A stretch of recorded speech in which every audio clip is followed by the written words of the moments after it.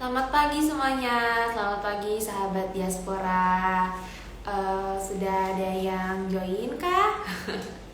Baik, perkenalkan nama saya Widadana Mufida selaku moderator untuk tema podcast hari ini yang berjudul Strategi Mengembangkan UMKM untuk Menghadapi Pasar Global. Terima kasih yang sudah bergabung, selamat pagi.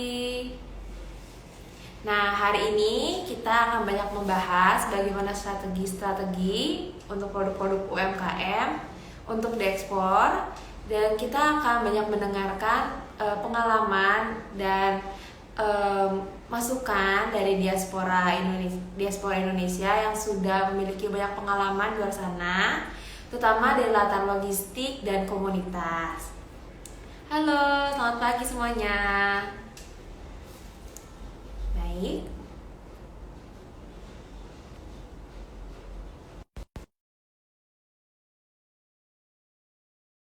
Katakan dua narasumber, uh, salah satunya, oke, kita tunggu sebentar ya.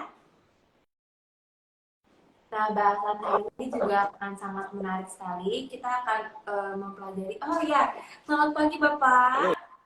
Assalamualaikum, selamat pagi. Ya. Selamat pagi. Bisa mendengar suara saya, Pak? Dengar, sangat jelas. Suaranya sangat jelas. Ya. Baik. Sahabat diaspora, saya perkenalkan narasumber pertama kami. Pertama kita hari ini, beliau bernama Bambang Irianto, diaspora dengan background logistik untuk ekspor. Nah, untuk aktivitasnya saat ini, beliau merupakan part member of Frontlog Communities with Universitas Saktis and team leaders support for exporting activities under LKN. Ya Pak ya? Ya, betul. Nah ya. Ya. Bentar ya. Oke. Ini Pak Syarif Talib kelihatannya sudah join ya. Kita sudah menunggu connect dengan Pak Syarif ya. Pak Syarif merupakan narasumber kedua kita hari ini. Ya. Pak Syarif sudah dikasih kontaknya ya. Ya, baik. Ya, terima kasih. Ini waktu yang diberikan ini. Ya, sebenarnya saya pernah tinggal di Amerika, tapi bukan diaspora. Tapi kalau dibilang diaspora boleh juga, karena ya kebetulan keponakan saya juga ada yang tinggal di Australia dan juga tinggal di Amerika, nah, gitu. Dan juga teman-teman sampai sekarang juga teman-teman sekolah juga masih kontak. Assalamualaikum. Wah. Assalamualaikum Pak Syarif. Apa kabar Pak Syarif? Kabar baik. Saya akan kembali ya. Ini Pak Syarif Talib merupakan diaspora yang tinggal di New Zealand dan merupakan komisaris PT Burok. Selamat pagi Bapak. Kabar baik. Halo Mbak. Terima kasih. Ya. Oke. Pak Syarif bisa mendengar suara kami dengan jelas? Bisa. Ini saya bisa. Suaranya sudah jelas. Oke. Makin bagus nih. Oke, siap. Pertama-tama mungkin untuk lebih kenal lagi, bisa cerita latar belakang Bapak masing-masing nih, bisa dimulai dari Pak Bambang sendiri. Oh, saya dulu. Latar belakangnya. Oke. Ya, terima kasih. Ya, ini mau izin Pak Syarif ini karena yang punya ini. Baik. Ya, perkenalkan ya. Baik, saya mulai ya. Assalamualaikum warahmatullahi wabarakatuh. Waalaikumsalam. Ya, salam sejahtera untuk kita semua. Ya, ini topik ya. Saya lihat topiknya sangat menarik di sini adalah strategi mengembangkan UMKM untuk menghadapi pasar global. Nah, ini menurut saya judulnya sangat luar biasa ya. Mengingat pengalaman saya dulu memang lebih banyak sebagai pengawas ekspor, terutama untuk migas ya, karena dulu Indonesia sangat mengandalkan ekspor migas. Nah, dulu memang kita tidak pernah bicara strategi gitu loh. Jadi kita dulu bicara strategi migas itu ya dari hulu, bukan dari hilirnya. Tapi ini menurut saya sangat langkah yang sangat bagus, mengingat sekarang kan Pak Jokowi juga sangat mendukung yang namanya program hilirisasi. Nah, artinya di sini adalah nanti marketing kita akan diperkuat gitu. terutama untuk produk-produk UMKM. Ini luar biasa itu. Minimal produk-produk kita yang diseberangkan ke negara apapun, itu adalah produk-produk yang berkualitas seperti itu. Baik, sebelumnya saya kenalkan, nama saya adalah Bambang Irianto Budiharto. Ya. Jadi sesuai dengan yang ada tertera di leaflet adalah memang pendidikan saya adalah S1 Teknik Perminyakan dari Trisakti. Nah, sekarang saya aktif di Lembaga Kajian Nawacita dan juga perkumpulan transportasi, logistik, dan kurir. Nah, untuk Transloku ini memang sampai saat ini kita terbatas hanya alumni Trisakti, tapi kemungkinan besar kita akan juga menjajaki alumni-alumni lainnya. Karena ini juga komunitas ini kebetulan di bawah asuhan ITL namanya, Institut Transportasi dan Logistik ya, Trisakti. Nah ini perlu kita dukung lah semua, karena juga yang namanya ekspor impor itu pasti berhubungan dengan namanya transportasi dan logistik seperti itu, seperti yang Mbak katakan tadi. Gitu. Nah mengenai pengalaman saya itu memang lebih banyak di industri migas. Pengalaman saya di industri migas, terus kemudian ya sebelum di Skovindo saya lama sebagai pengawas ekspor memang waktu saya dinas di Skovindo. Tapi sebelum Skovindo saya banyak melakukan untuk kegiatan eksplorasi. Dulu bersama almarhum bapak saya. Kebetulan bapak saya dulu pendiri IAGI. IAGI itu Ikatan Geologi Indonesia. Nah, dari beliau lah, artinya ya like father like son ya, turun menurun lah ya, artinya bidangnya cari minyak, bidangnya memang cari minyak. Gitu. Terus kemudian juga pernah jadi support logistik untuk kegiatan pengeboran migas di Kalimantan Timur seperti itu. Nah, terus kemudian tahun 1993 saya join di Skovindo. Ya. Sampai 96 di situ aktivitas saya adalah melakukan pengawas ekspor minyak mentah, crude oil. Itu di Natuna, Laut Jawa, Jawa Barat, Selat Madura, Kalimantan, dan Papua. Terus kemudian juga saya melakukan pengawasan ekspor gas dan petrokimia itu di Loksmawe, Eksor Balongan, dan Cilacap, seperti itu. Terus kemudian tahun 1996 sampai 2007 itu saya sebagai Marine Surveyor Bontang atau LNG Surveyor khusus untuk pengawasan ekspor LNG di Bontang. Terus kemudian menjadi manajer operasi khusus ekspor migas dan petrokimia wilayah timur Indonesia. Terus kemudian terakhir 2007 sampai dengan 2007 saya menjadi kepala cabang PT Skovindo Bontang. Nah, sebagai kepala cabang Skovindo Bontang ini saya juga banyak menangani bukan hanya migas, tapi juga ekspor-ekspor lainnya, seperti pupuk, seperti batu bara, dan segala macam seperti itu. Itu sampai 2007. Terus kemudian 2007 sampai dengan 2012, saya itu menjadi manajer operasi khusus ekspor wilayah migas, khusus ekspor migas wilayah barat, seperti itu. Kalau tadi wilayah timur, ini ke wilayah barat. Terus kemudian mulai tahun 2012 sampai saya pensiun itu saya melakukan dengan tim ya, tentunya bukan saya sendiri, melakukan pengembangan jasa pengeboran migas. Waktu itu kita concern dengan pernah dengar ya terjadinya blowout di Gulf Mexico ya, BP. Nah di situ. Nah itu akhirnya kita banyak belajar dengan BP. Dengan Halliburton ya, untuk mengembangkan tadi kalau di rig minyak itu kan ada yang namanya alat safety supaya rignya jangan meledak. Kalau ada gas-gas yang naik ke atas itu jangan sampai rignya meledak gitu. Nah itu kita bersama Halliburton melakukan jasa pengeboran migas seperti itu. Terus kemudian sebelum pensiun saya juga bersama mengembangkan namanya proyek JJRE. JJRE itu adalah gabungan geologi, geofisika sama reservoir engineer. Nah, reservoir engineer inilah yang sekarang disebut sebagai teknik perminyakan, ahli teknik perminyakan seperti itu. Itu untuk namanya kita melakukan program SPE. Program SPE itu sebenarnya paling gampang adalah kita hitung lagi cadangan migas yang ada di Indonesia. Karena selama ini kan kita impor. Nah, seharusnya kita bisa punya cadangan gitu, nggak perlu lagi impor gitu. Karena di Indonesia kan masih ada banyak sumur-sumur yang bisa dikembangkan lagi, bisa dicari seperti itu. Itu program saya setelah pensiun. Nah, ini mungkin juga banyak yang belum tahu. Sebenarnya Skovindo itu apa sih? Apa yang dilakukan Skovindo? Nah, ini mungkin saya sedikit cerita sejarah mengenai Skovindo. Jadi Skovindo itu berdiri tanggal 22 Oktober 1956. Ya.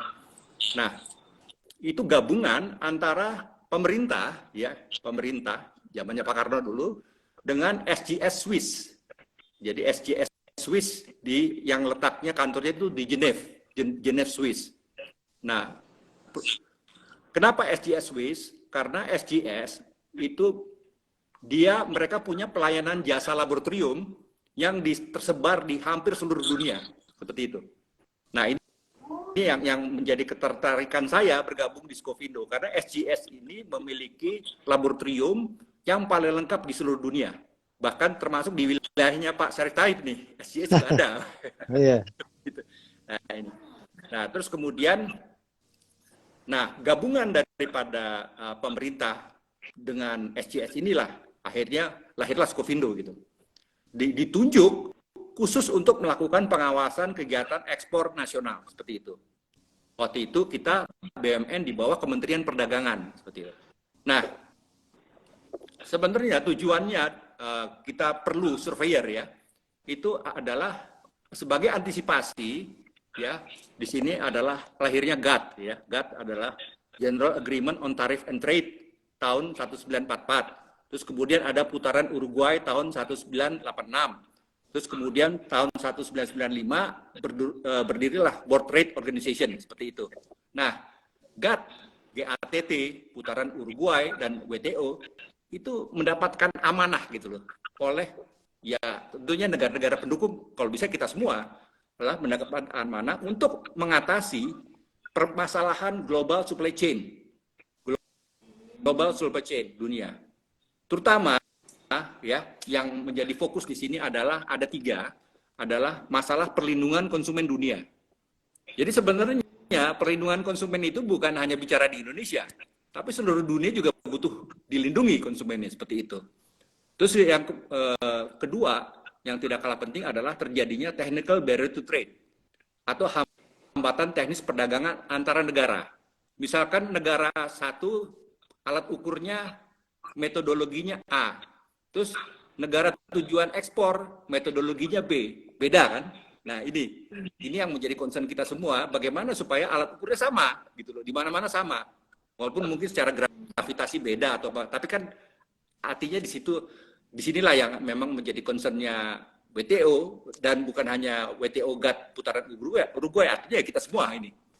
Nah, terus yang ketiga adalah masalah counterfeit.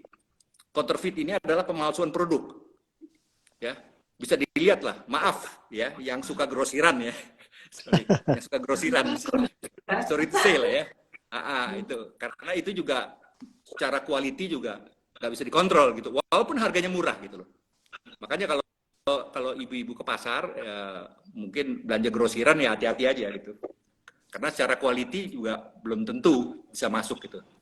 Terus kemudian, di permasalahan global supply chain inilah alasan kuat saya bergabung di Lembaga Kajian Nawacita.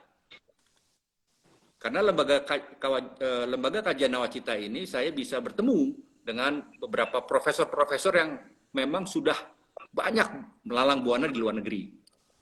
Ya, contohnya adalah kebetulan kita lebih banyak dari Ikatan Alumni Jerman atau Ikatan Alumni Aachen, seperti itu. Kita perlukan mereka agar pendekatan ekspor ini bukan hanya pendekatan administrasi, bukan hanya pendekatan to fulfill dokumen, memenuhi dokumen, bukan. Ekspor ini harus ada pendekatan ilmiah, seperti itu. Jadi ada scientific verification-nya, seperti itu. Jadi di scientific verification inilah kita bisa masuk ke lab gitu loh. Karena kalau dia pendekatannya hanya administrasi, dia nggak akan mungkin bisa masuk sampai ke lab seperti itu. Terus kemudian yang kedua adalah perkumpulan transloku. Nah, transportasi, logistik, dan kurir. Karena kunci daripada global supply chain adalah di transportasi, logistik, dan kurir. Kurir itu karena pesawat ya, karena sekarang juga Vietnam banyak pakai pesawat. Tapi yang diekspor adalah produk premium, karena kalau dia produknya mentah, pakai pesawat rugi. Seperti itu. Nah, itu. Nah, dari semua pengalaman saya tersebut, ya tentunya juga saya akan coba menyesuaikan dengan judul topik ini, strategi, bicara strategi tadi. Kan. Nah, saya tuh ada tips ya, mungkin ya, bisa juga menjadi tips kita semua, bukan hanya pelaku UMKM ya, agar produknya bisa masuk ke pasar global. Itu ada 3. Satu adalah terkait dengan kualitas, kedua adalah terkait dengan kapabilitas, ketiga adalah yang terkait dengan skalabilitas. Satu-satu saya jelaskan. Yang terkait dengan kualitas itu yang paling penting adalah membangun storytelling produk. Nah, itu yang saya sering katakan gitu. Karena hampir sebagian besar dari pengalaman saya selama 26 tahun menangani sebagai pengawas ekspor, ya banyak juga industri kita juga nggak ngerti gitu loh. Harusnya tahu dong. Storytelling produk itu penting. Nah,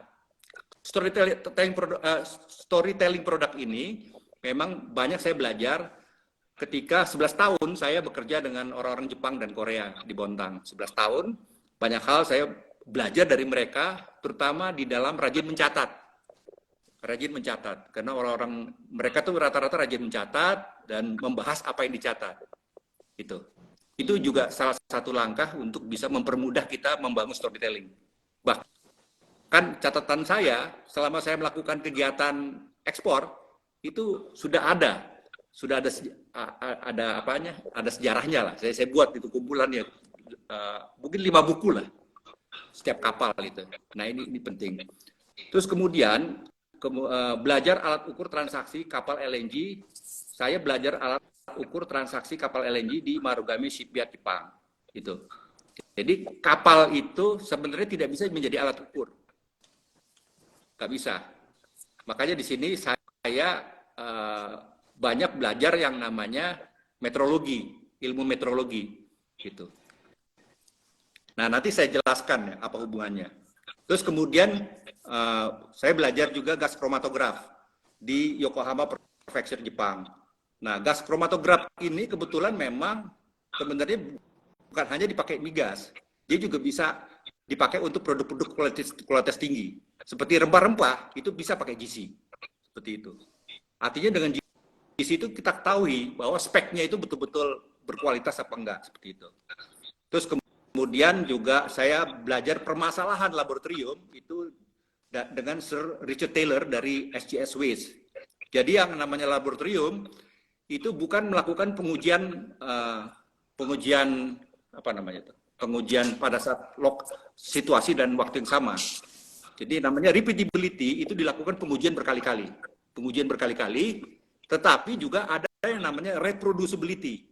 Dia juga harus dikorelasikan antara laboratorium yang ada di sini dengan negara tujuan ekspor, seperti itu. Jadi laboratorium yang ada di sini sama yang di negara tujuan ekspor, metodologinya harus sama. Nah ini yang sering terjadi ketika menggunakan metode yang berbeda. Akhirnya apa? Kapal tertunda. Dan kapal, kalau sudah namanya kapal tertunda, itu bisa saja biaya klaim kapal itu jauh lebih tinggi daripada harga produknya seperti itu. Dan itu sudah zamannya saya itu sudah sering terjadi seperti itu. Nah ini. Terus kemudian yang tidak kalah penting adalah ini aturan Kemendak mengenai pasar tertib ukur. Itu juga yang terkait dengan Undang-Undang Perlindungan Konsumen Nomor 8 Tahun 199. Nah, itu juga perlu kita buka lagi, kalau perlu kita search lagi PDF-nya, ya. Apa sih maksud Undang-Undang Perlindungan Konsumen Nomor 8 Tahun 199 itu? Dan kenapa harus diupdate gitu loh, itu aja. Nah, ini penting ini yang terkait dengan kualitas. Terus kemudian saya juga belajar storytelling. Saya juga belajar dari Silati, ya, dari Silati saya belajar dan juga dari Onikraf seperti itu. Nah, ini yang tadi yang terkait dengan kualitas. Nah, yang dengan kapabilitas itu adalah membangun logistik yang tepat guna dan mampu telusur. Ya. Nah, ini saya dapatkan ketika saya juga kursus Marine Surveyor ya di Marugame Shipyard Jepang. Ya. Dan jadi mereka mau dengar masukan dari Pak Syarif, mungkin ada dari pengalaman Pak Syarif, mungkin ada yang ketemu dengan masalah kualitas scalability. Oh ya, oke, ya. Ya. Yang kualitas dulu ya, oke. Iya. Dari Pak Syarif mungkin. Oh, oke. Terima kasih, Widya. Iya, Pak. Pak Bambang, terima kasih, Masya Allah itu jam terbangnya udah luar biasa ini. Kalau saya menceritakan seperti itu harus ditulis, Pak. Oh. Pengalamannya. Kalau ya tadi Mbak Widya menanyakan mengenai tentang riwayat latar belakang daripada narasumber. Jadi kalau saya sih artinya sebelum hijrah itu memang disiplin ilmunya ke dunia pendidikan dan di dunia kerjanya pun lebih cenderung ke bidang IT ya. Lalu kita masuk ke perbankan. Nah, setelah itu sekitar beberapa belas tahun yang lalu kami hijrah memang dengan keluarga ke New Zealand. Saat itu memang kita belum terfikir kira-kira mau bisnis apa nih, karena bidang kita waktu itu kan lebih cenderung ke IT sama perbankan gitu kan Pak ya. Walaupun diselingi oleh ilmu marketing juga dari pengalaman di perbankan tersebut dan lembaga finance non-bank. Nah pada saat kesini kami bahkan belajar melanjutkan sekolah yang tidak berhubungan dengan semua itu Pak. Kami belajar bisnis dan profesional cookery di New Zealand. Yang ujung-ujungnya lebih bukan ke bisnisnya, tapi saya jadi tukang masak ini, jadi chef di sini. Kan? Jadi kita mengalami dari kitchen hand juga, terus chef, lalu kami mengajukan untuk PR. Nah pada saat kita proses seperti itu, kebetulan teman-teman kami yang memiliki dunia tour, gitu kan, itu mengajak untuk kerjasama. Bagaimana nih teman-teman kita yang member daripada travel tersebut untuk wisata ke New Zealand. Akhirnya malah kami melanjutkan di dunia tourism itu sampai sekarang seperti itu. Lalu ada beberapa juga saudara kita yang memang hijrah ke sini. Kami membangun usaha untuk membantu investasi baik dari New Zealand ke Indonesia maupun dari Indonesia ke New Zealand. Setelah itu pada saat masa pandemi di bawah kepengurusan Duta Besar Pak Tantowi Yahya, kami baru mulai belajar trading Pak. Seperti itu. Dari mulai kecil-kecilan akhirnya kita juga bersatu ya dengan teman-teman IT dan kita juga bersama network lah, artinya bisa berkolaborasi akhirnya sampai sekarang. Sampai sekarang pun kami butuh nih dapat masukan-masukan dari Pak Bambang dan teman-teman yang lain. Gimana sih kita bisa kolaborasi yang baik? Karena kami juga menjalankan usaha marketplace ini dan B2B ini lebih cenderung adalah ke produk-produk UKM. Seperti itu. Jadi kalau misalkan produk-produk yang lain, ya kita kalah bersaing lah dengan marketplace besar, e-commerce besar gitu kan. Baru setelah itu kita lebih menghususkan diri ke UKM sampai sekarang. Demikian riwayat singkat kita, Mbak Widya. Iya Pak. Ya, demikian riwayat singkatnya. Ya. Bagus, ya. Untuk Pak Syarif sendiri ada Kenapa? kan tadi alasannya sudah menyangkut kayak kriteria apa nih yang bisa kita tingkatkan untuk sebagai strategi UMKM based ekspor. Dari Pak Syarif sendiri ada masukan mungkin? Oh iya.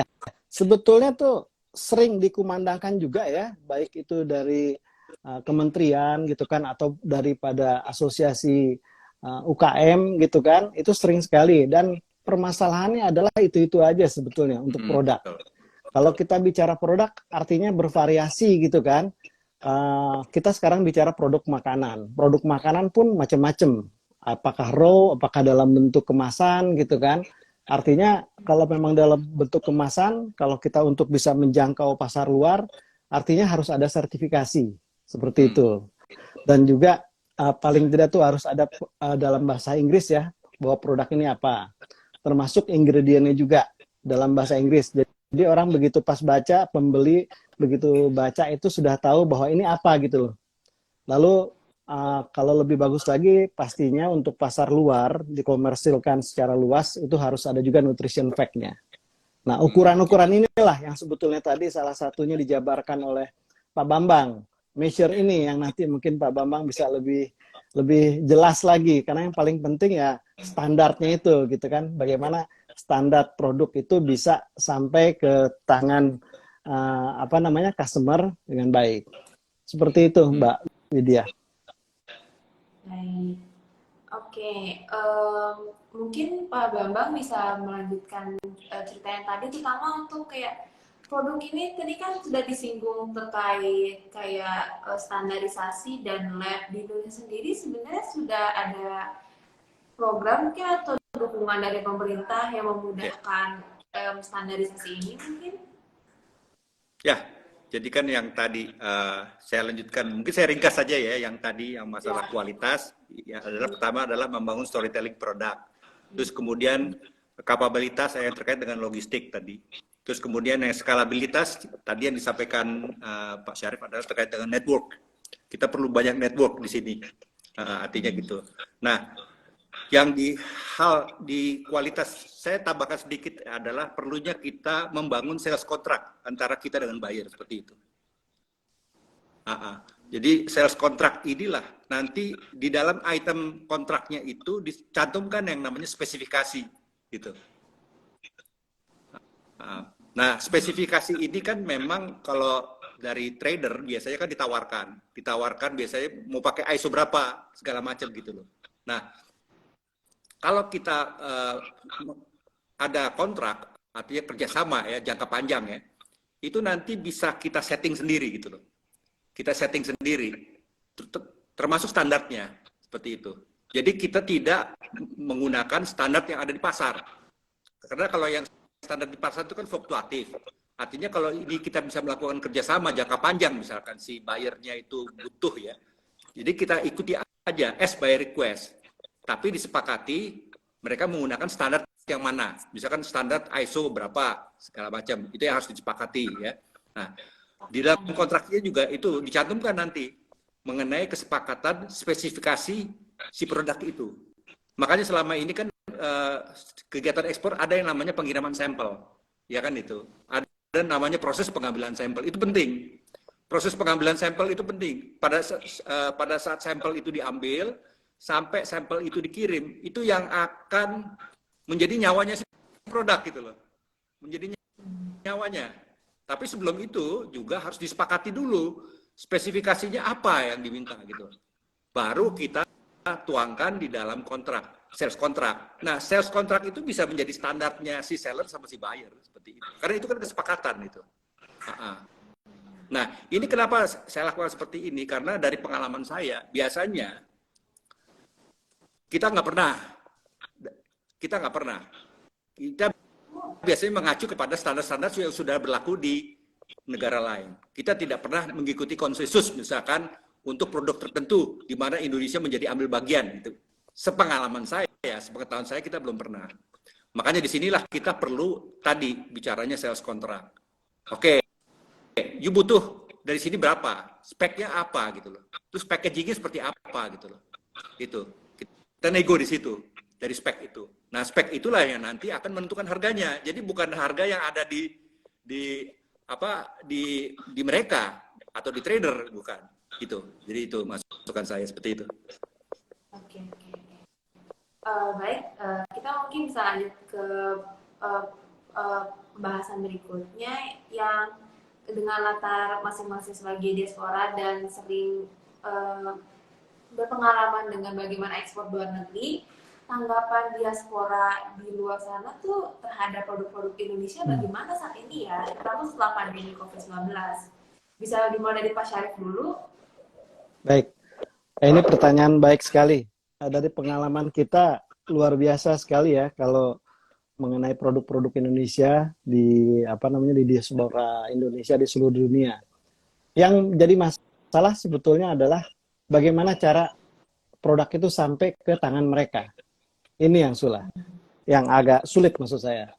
Jadi kalau misalkan dalam jumlah kecil, otomatis biaya pengirimannya pun tidak kecil, mahal gitu kan. Kalau misalkan dalam jumlah banyak, kita harus meng-create ekosistem di sana sehingga bisa terbentuk. Nah, sehingga kita memanfaatkan stokis-stokis di luar negeri ini yang dilakukan oleh para diaspora.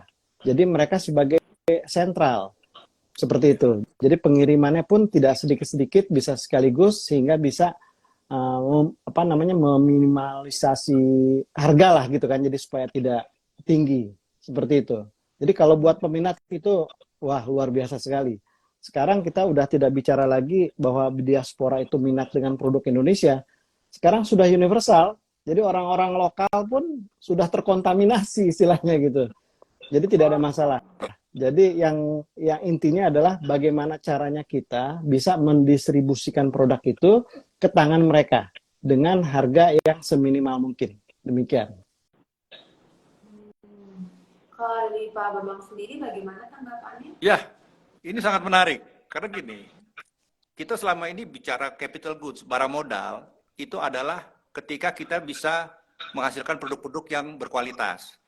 Tapi saya melihat di sini, ini menarik. Artinya disampaikan Pak Syarif, kenapa nggak logistiknya aja kita jadikan barang modal gitu loh. Ya. Itu. Jadi logistik sebagai capital goods-nya. Nanti di dalam logistik itulah, ya seperti bengkel lah ya kan. Logistik itu kita buat seperti bengkel, which is sebenarnya semua produk bisa masuk ke situ gitu loh. Seperti itu. Tinggal tadi Internet of Things-nya itu tinggal diperkaya. Artinya di situ adalah ya alih-alih IT lah ya untuk bisa itu. Itu menurut saya itu sudah langkah yang sangat strategi untuk produk-produk UMKM ya, di mana kita perlu memang membangun logistik di negara tujuan ekspor seperti itu. Gitu. Yang saya tangkap ya, artinya seperti itu. Jadi logistiknya sebagai barang modalnya. Jadi bukan si produk kita nggak usah mikirin produknya. Yang penting produknya adalah ketika sampai di gudang itu betul-betul ya sudah siap untuk ditransaksikan secara internasional seperti itu. Penting nggak sih nanti ke depannya logistik ini juga produk-produk Indonesia itu memiliki gudang-gudang sendiri di negara-negara tertentu Pak, untuk memudahkan misalnya kayak ada satu gudang di Eropa jadi memudahkan logistik produk UMKM Indonesia, bagaimana tanggapannya? Ya, saya anggap sangat penting. Saya anggap penting. Misalkan Pak Syarif asli dari mana Pak? Saya dari Karawang. Nah, misalkan produk Karawang masuk ke Amerika atau masuk ke New Zealand, ya kan pasti penting bagi Pak Syarif. Iya, betul. Artinya gitu. Apalagi kalau semua produk bisa masuk ke sana. Apalagi semua diaspora ternyata, oh saya dari Cilacap, saya dari Jakarta, artinya kita bangga dong. Artinya produk daerah kita. Jadi bukan hanya produk-produk tertentu aja yang bisa masuk ke negara tujuan ekspor, tapi produk kita juga terwakili di situ. Gitu bagi saya ya. Artinya setuju Pak Bambang. Eksporannya ya. Iya. Seperti itu. Ya, saya setuju dengan seperti yang Pak Bambang sampaikan, karena namanya suku di Indonesia yang tersebar di seluruh dunia itu banyak sekali. Yeah. Mereka juga menginginkan seperti itu, tapi kembali lagi ke masalah distribusi. Demikian.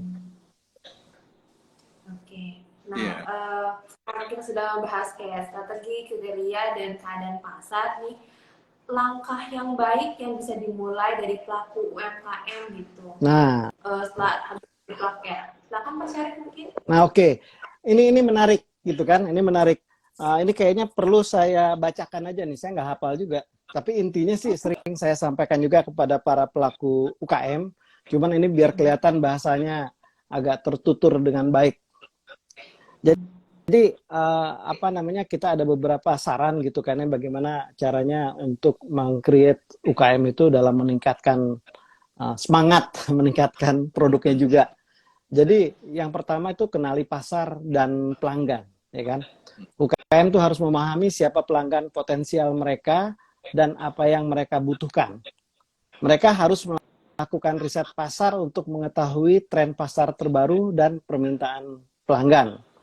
Lalu fokus pada kualitas. UKM harus selalu memastikan produk-produk mereka memiliki kualitas terbaik. Mereka harus selalu memeriksa kualitas produk mereka dan melakukan pengujian mutu. Lalu ketiga, tingkatkan pemasaran. UKM harus meningkatkan upaya pemasaran mereka, dapat memanfaatkan media sosial dan situs web mereka untuk mempromosikan produk mereka. Mereka juga dapat berpartisipasi dalam acara atau pameran dagang untuk meningkatkan visibilitas produk mereka. Nah, hal-hal yang tadi itu sudah disampaikan oleh Pak Bambang mengenai storytelling. Storytelling itu sebetulnya adalah bagaimana memaparkan benefit produk itu dengan gaya yang menarik. Macam-macam kan, ada yang dari kemasan aja orang tertarik barangnya, gitu. Ada yang tidak pakai stiker apa-apa, maksudnya tidak ada mungkin dalam plastik yang transparan juga tertarik, gitu kan. Lalu keempat, berinovasi. UKM harus selalu mencari cara baru untuk meningkatkan produk mereka dalam desain produk, seperti itu kan, bahkan model bisnis mereka, reseller atau seperti apalah gitu kan, menggait tim yang untuk bisa ikut memasarkan produk-produk mereka. Dan akhirnya adalah membangun tim yang solid. UKM harus membangun tim yang solid dan terlatih. Tim yang solid dapat membantu UKM dalam mengatasi tantangan dan meningkatkan produktivitas. Lalu yang keenam, jangan takut untuk mencoba hal baru. Kita dengan adanya media informasi yang begini luasnya, mungkin makin mudah kali ya melihat contoh-contoh yang ada gitu kan. Nah, kita harus ambil mana poin-poin yang baik dan pas dengan produk kita. Jadi UKM itu harus beranilah intinya mencoba hal baru. Terbuka juga untuk mengambil resiko. Dan mencoba ide-ide baru untuk meningkatkan produk mereka. Lalu ketujuh, belajar dari pengalaman. UKM harus belajar dari pengalaman mereka. Mereka harus menganalisis. Jadi setiap kali kejadian dari dulu tuh harus ada tertulis buat mengingat juga kan. Dan belajar dari kesalahan tersebut. Mereka juga harus memperkuat kekuatan mereka dan mempertahankan apa yang telah berhasil. Yang kedelapannya paling penting, mencari partner sehingga 1-7 tadi itu bisa terrealisasi dengan baik. Partnernya siapa? Kalau saya sih bilangnya Burok ya, bisa menjadi partner para UKM. Seperti itu. Karena ini yang kita juga kembangkan, bagaimana Burok, intinya juga ada sisi edukasinya. Bagaimana meningkatkan dari hulu ke hilir produk tersebut. Demikian Mbak Widya. Baik, kalau dari Pak Bambang sendiri bagaimana? Ya, saya ada 3 hal tadi. Mungkin masukan saya adalah, pertama adalah terkait dengan Undang-Undang Perlindungan Konsumen nomor 8 tahun 99, itu coba dibaca aja dulu ya. Mungkin UMKM juga perlu baca apakah memang, karena gini, yang terkait dengan perlindungan konsumen itu kaitannya adalah dunia. Jadi perlindungan konsumen itu bukan hanya untuk Indonesia, juga untuk dunia. Nah, dari situ kita akan tahu gitu loh, bahwa ternyata memang dunia yang terkait dengan ketahanan pangan, ketahanan sandang, segala macam, mereka sudah punya program gitu loh. Makanya mereka sudah punya program terhadap negara-negara yang memang perlu didukung. Seperti WHO ya. Jadi kita jangan antipati sama WHO. Kita lihat programnya dulu. Selama ini kita aktif nggak? Terutama di food agriculture dan organisasi seperti itu. Karena kita dulu memang dilatih ketika menjadi surveyor, referensi kita memang harus ke badan dunia seperti itu. Kalau dalam hal ini Skofido ya ke WTO. Kebetulan memang kantornya SGS di Swiss itu kan dekat dengan WTO. Artinya orang SGS bisa ikut. Kira-kira WTO bahasnya apa sih yang terkait dengan perdagangan dunia? Dan itu sudah pasti yang terkait dengan tadi ketahanan pangan, energi segala macam itu pasti sudah tergambarkan semua di situ.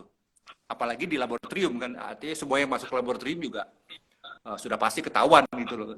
Kira-kira negara mana yang membutuhkan ini segala macam seperti itu. Itu yang, tapi awalnya adalah memang terutama untuk UMKM, coba pelajari dulu mengenai Undang-Undang Perlindungan Konsumen kita. Apakah perlu diupdate atau gimana? Itu yang nanti mungkin bisa nanti kita coba untuk UMKM itu untuk bisa agar produknya add value. Kita kolaborasikan lah seperti itu. Kebetulan kan kita ada tim sekarang bekerja sama dengan BSN, Badan Standarisasi Nasional, dan juga dengan BRIN. Nah, kita itu nanti akan bisa juga mengajarkan UMKM itu misalkan membuat SOP, tapi bukan sekedar SOP, tapi SOP yang yang sesuai dengan komitmen tadi, komitmen yang dibuat oleh FAO, kalau di sini namanya Kodeks Alimentario seperti itu. Artinya yang sudah diakui. Jadi membangun tadi yang disebut Pak Syarif tadi, membangun storytelling. Tapi storytellingnya juga yang harus terukur dan mampu telusur. Nah, terukur ini maksudnya yang alat ukur yang memang sudah direkomendasikan dunia seperti itu.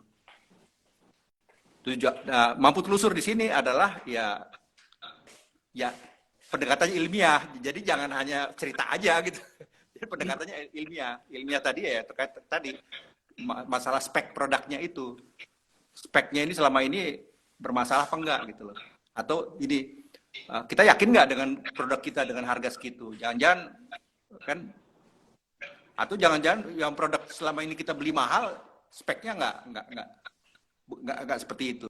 Itu jadi perlu juga ditelusuri tadi mengenai undang-undang perlindungan konsumen gitu. Terus yang terkait dengan tadi yang kapabilitas adalah tadi bagus juga masukan Pak Syarif, ya kita perlu juga kita perjuangkan di teman-teman di diaspora ini juga harus gitu. Karena Vietnam juga sekarang sudah mulai memproduksikan white label di Amerika. Jadi banyak diaspora Vietnam itu memproduksikan white label di Amerika. Karena mereka tahu Amerika adalah pusat standar dunia gitu. Seperti itu. Nah, ini yang bisa yang kemarin juga sempat kita bicarakan dengan Pak Syarif. Bisa nggak kita lakukan di New Zealand seperti itu Pak Syarif? Betul. Ya kan? Kita bikin produk, ya produknya di negara-negara yang memang standarnya udah kelas dunia gitu loh. Karena kalau kita bangun produknya di Indonesia susah gitu loh. Ini salah satu strategi yang luar biasa. Terus yang ketiga adalah tadi event yang terkait dengan menambah network event itu penting juga. Skalabilitas itu event lebih banyak ya. Kalau sekarang istilahnya itu industri MICE. Industri MICE itu kan ada meeting, insentif, convention sama exhibition. Itu yang sedang kita lakukan. Kebetulan tim saya dengan Korea. Kita sedang melakukan itu. Karena beberapa investor Korea kelihatannya tertarik kerjasama antara UMKM Korea dengan juga UMKM di Indonesia seperti itu. Nah, itu mungkin dari saya. Kalau event-event itu tuh membangun brand awareness gitu ya, jadi membukakan lebih banyak peluang ya bagi UMKM nih Pak. Kenapa? Event-event yang ada di luar sana itu sebenarnya salah satu peluang besar kan bagi UMKM untuk memperkenalkan produknya, seperti brand awareness kan ya Pak? Sebenarnya menambah network buyer aja, pembelinya jadi semakin banyak. Jadi bukan hanya pembelinya 1-2, tapi bisa jadi nanti pembelinya makin banyak, artinya jalurnya kan makin banyak selama ini. Menambah jalur. Artinya ekspor kita ke depan ini bukan hanya migas sama non migas, bisa juga nanti ekspor ke depan itu nanti termasuk juga ekspor UMKM kan gitu. Lebih bagus lagi kalau nanti di konstelasi pendapatan negara itu bukan hanya migas tapi produk UMKM kan itu kan dahsyat itu. Iya. Gitu. Ya itu.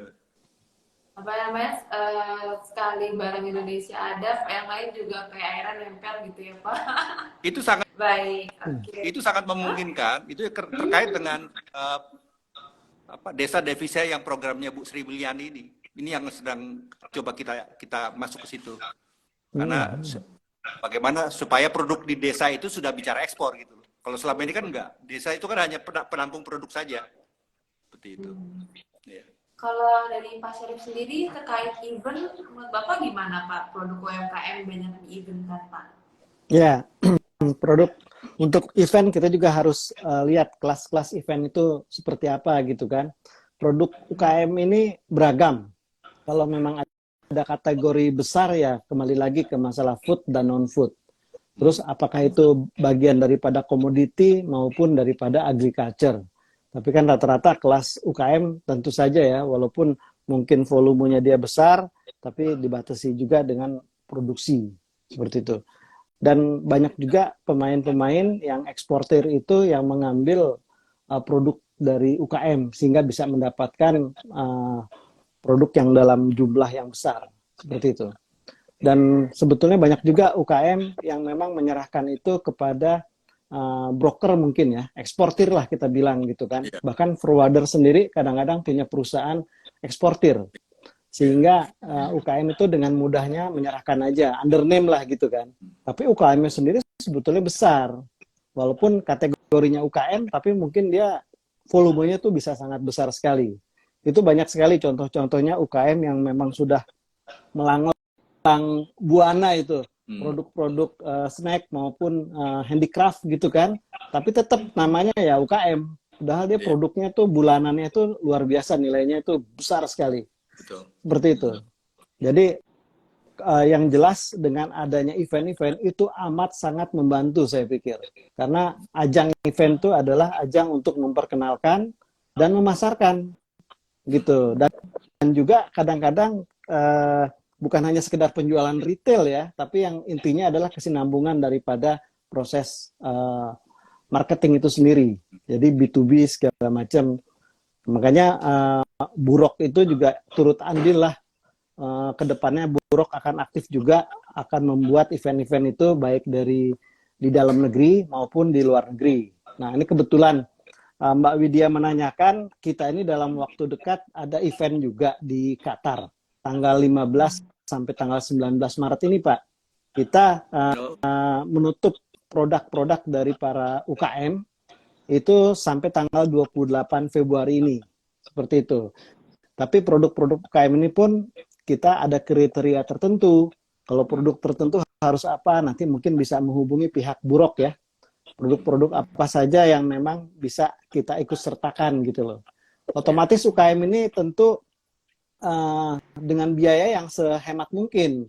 Nah itu juga kalau di grup mereka bisa gabungan, mungkin bisa menghemat juga lah.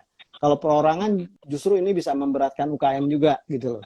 UKM kalau memang kelas-kelas tertentu untuk keluar biaya misalnya 5 juta mungkin udah sangat berat, 3 juta mungkin berat, 10 juta apalagi. Tapi untuk UKM tertentu buat mereka 10 juta nggak ada masalah mungkin gitu kan. Nah kita juga sama-sama gitu loh bisa menggabungkan agar dari UKM-nya sendiri tuh bisa saling kolaborasi dan titip jual bersama.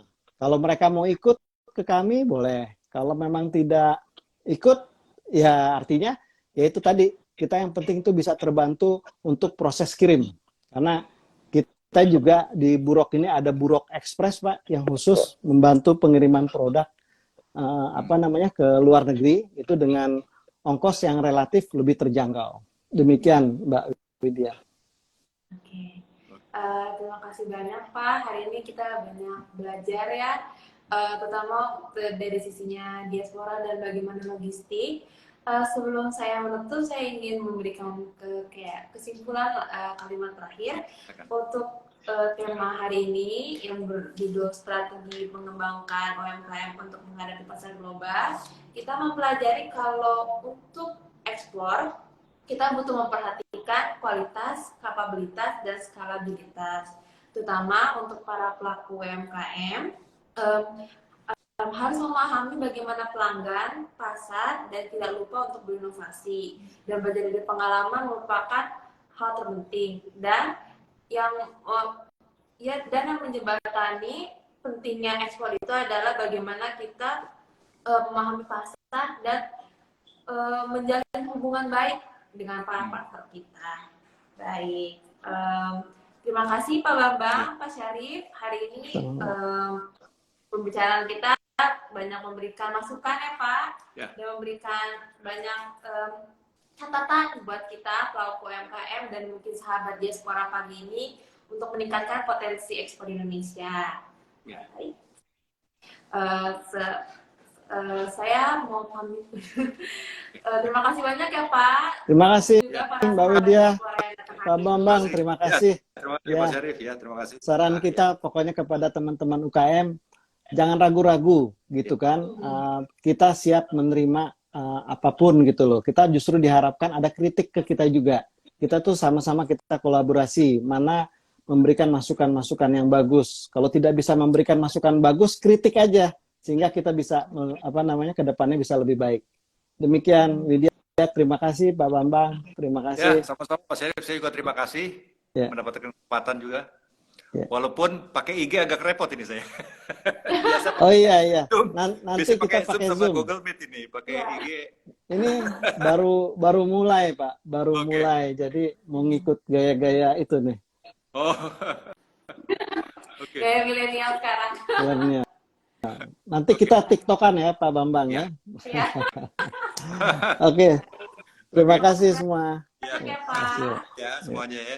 Saya Ya. tutup ya. Ya, terima kasih. Assalamualaikum. Salam. Salam.